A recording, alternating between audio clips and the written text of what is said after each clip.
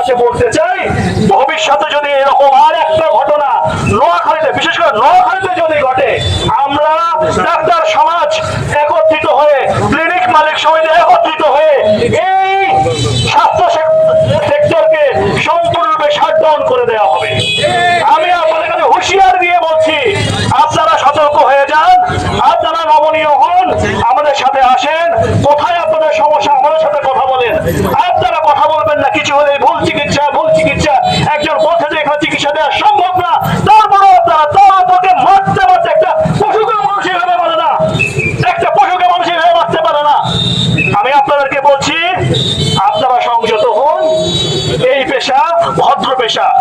একটা রোগীকে ভালো করতে যে আমাদের যে ডাক্তাররা কত চেষ্টা করে, সিস্টার, আয়া, ওয়ার্ড বয় থেকে শুরু করে হসপিটাল মালিকরাও আপ্রাণ চেষ্টা করে যায়, কিন্তু আপনাদের এই নিউজ যদি আমাদের বিপক্ষে যায় তাহলে জনগণ এটাকে খুব বেশি নেয়। আমরা চাই আপনারা নিরপেক্ষ তদন্তের মাধ্যমে আপনারা একটা সংবাদ প্রচার করুন।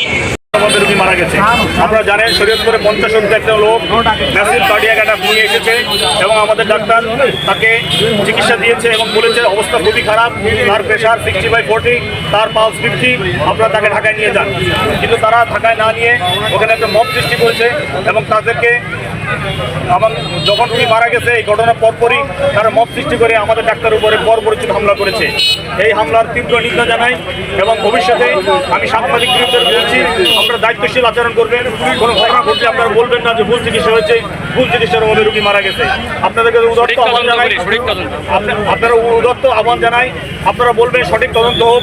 আমাদের বিশেষজ্ঞ টিম আছে, বিশেষজ্ঞ টিমের মধ্যে সঠিক তদন্ত হবে, তারপরে কে দোষী কে দোষী না সেটার বিচারের আওতায় আসবে। আপনারা কোনো ঘটনা ঘটার সাথেই ভুল চিকিৎসা হয়েছে এই ধরনের কথা আপনারা বলবেন না, এইরকম দায়িত্বশীল আচরণ আমরা আশা করি। এবং আমরা আশা করি আপনাদের একটা বড় ভূমিকা আছে এই সাংবাদিকবৃন্দের। আমরা চাই ভবিষ্যতে আপনারা বলবেন যে আপনারা শান্ত হন, যেন কোনো মব সৃষ্টি না হয় এবং আপনারা জনগণকে, ডাক্তারদেরকে প্রতিপক্ষ করবেন না, জনগণকে ডাক্তারদের বন্ধু এবং এই ডাক্তারই হচ্ছে গিয়ে জনগণের বন্ধু, তাদেরই ঘরের সন্তান। আপনারা এইরকম একটা পরিবেশ তৈরি করবেন।